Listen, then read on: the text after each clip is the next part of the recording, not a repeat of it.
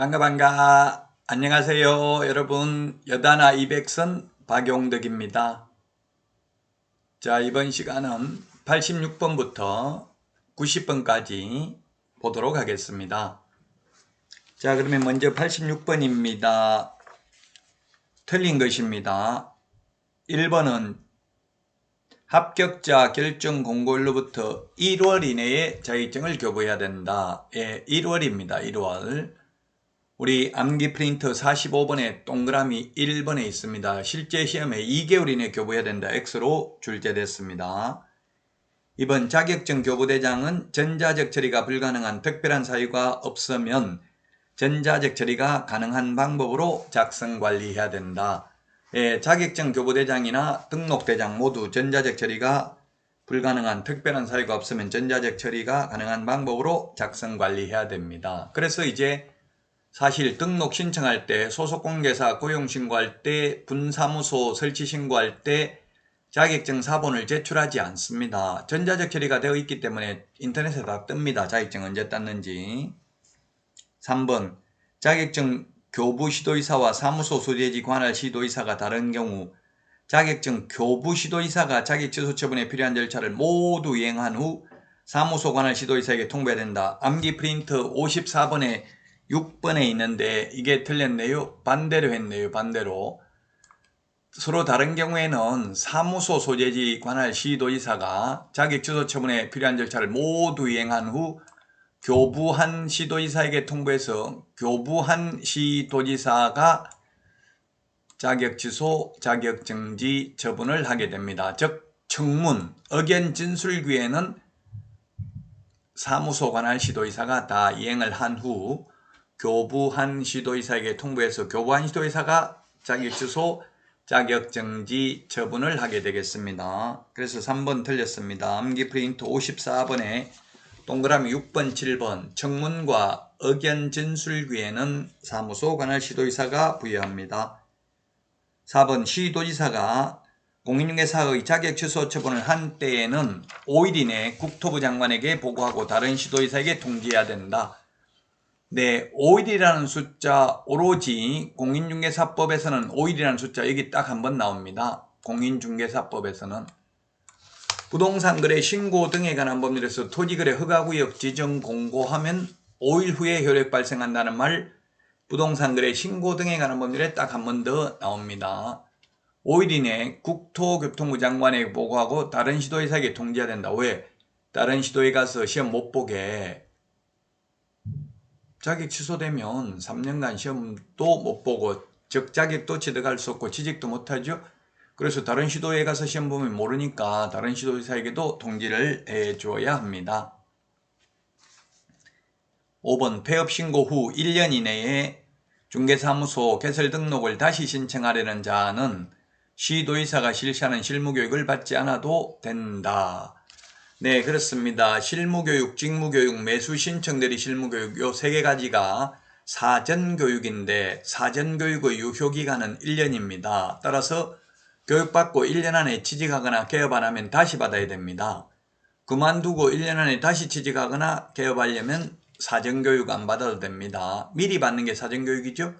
거래사고 예방교육하고 연수교육은 사후교육입니다. 그런데 중개실무교육, 경매실무교육, 직무교육이 사전교육이 되겠습니다. 자, 다음은 87번 문제 보도록 하겠습니다. 게시해야 될 사항이 아닌 것. 이거 중요하죠. 쉬운 문제지만 중요합니다. 왜냐하면 이게 2021년 12월 31일 날 개정됐기 때문에 이때까지 시험에 나왔던 게 실무교육 수료증 원본, 협회 회원 가입 증명서, 거래정보망 가입 확인서 이런 게 틀린 지문으로 출제됐습니다.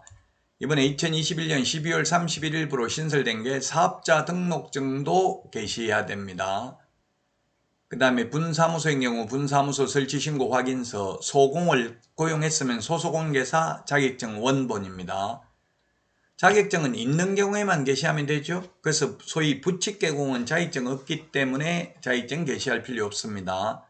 등록증 원본도 게시해야 됩니다. 특히 사업자 등록증. 그래서 저는 등수사보자 이렇게 암기하도록 하겠습니다. 등수사보자, 등수사보자, 등록증 원본, 중개보수열표, 사업자 등록증, 그 다음에 보정설정 증명서류, 자격증 원본을 게시해야 됩니다. 게시 안 하면 100만원 이하의 과태료 대상이 되겠습니다. 자, 다음은 88번 문제입니다. 고용인이 될 수 있는 자는, 즉 결격 사유에 해당되지 않는 자는 이 말이죠. 예, 답은 1번이네요. 시험에 부정행위 하면 5년간 시험만 못 봅니다. 무효 처분일로부터 5년간 시험만 못 보고요.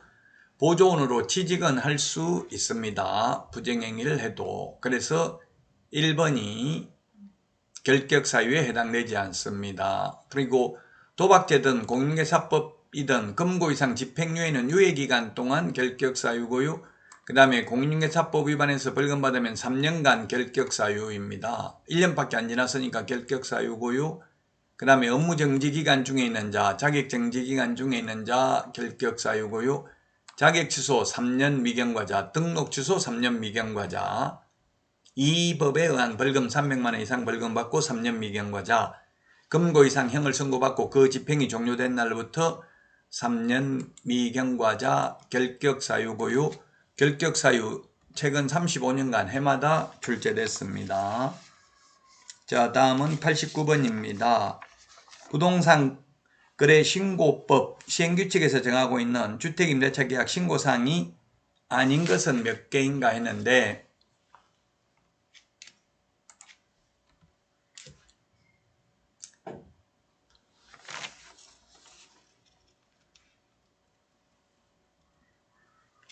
89번은 그게 아니네요. 지금 90번이 아니고 89번 해야 될 차례네. 89번.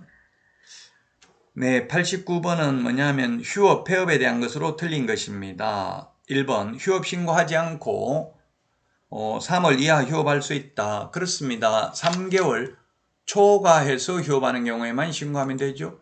3개월 초과하면 신고해야 되고 이하면 신고 안 해도 됩니다. 딱 3개월만 휴업하려면 신고할 필요 없죠.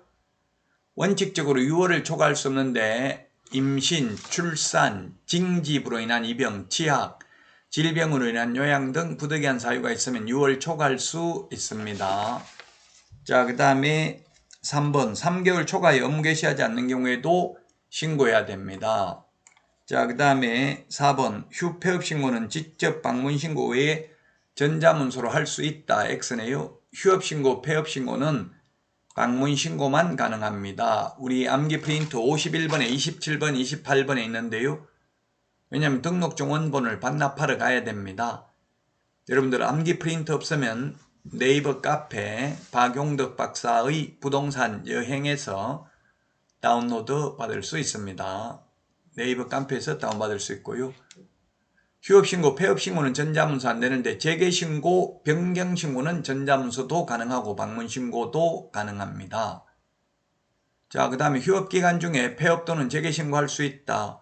네, 그렇습니다. 휴업 6개월 한다고 해서 반드시 6개월을 지켜야 되는 게 아니라 5개월 만에 다시 재개신고할 수도 있습니다. 그리고 4개월 만에 폐업신고할 수도 있습니다. 그만두는 것은 자유죠. 직업 선택의 자유가 있기 때문에 정답 4번이 되겠습니다. 자, 다음은 90번입니다. 부동산 거래 신고 등에 관한 법률 시행규칙에서 정하고 있는 주택임대차 신고사항이 아닌 것입니다. 1번 임대차 계약 당사자의 성명, 주소, 주민등록번호, 외국인의 경우 외국인 등록번호 및 연락처에 신고해야 되고요. 니은 임대차 목적물의 소재지, 종류, 임대 면적 등 임대차 목적물의 현황, 그 다음에 디귿, 보증금 또는 월차임, 리얼, 계약 체결일 및 계약기간, 미음, 주택임대차보호법 제6조 3에 따른 계약갱신요구권 행사 여부, 이거는 계약갱신하는 경우에만 해당됩니다. 비업, 개업공개사가 계약서를 작성, 교부한 경우 개업공개사 인적사항, 네, 이거네요. 개업공개사 인적사항은 신고할 필요 없습니다. 따라서 정답은 1번이 되겠네요. 왜냐하면 주택임대차 신고는 거래 당사자에게 신고 의무가 있고 계약 일방 당사자가 국가 등인 경우 국가 등은 신고 의무가 있지만 개업공개사는 중개거래라도 신고 의무가 없습니다. 그래서 개업공개사 인적사항은 들어갈 필요 없고요. 토지거래 허가신청서에도 개업공개사 인적사항 들어가지 않죠. 토지거래 허가신청도 거래 당사자가 공동으로 허가신청하기 때문에 그렇습니다. 자, 여기까지 하고 다음 시간에 찾아뵙겠습니다. 수고하셨습니다. 안녕히 계세요. 안녕.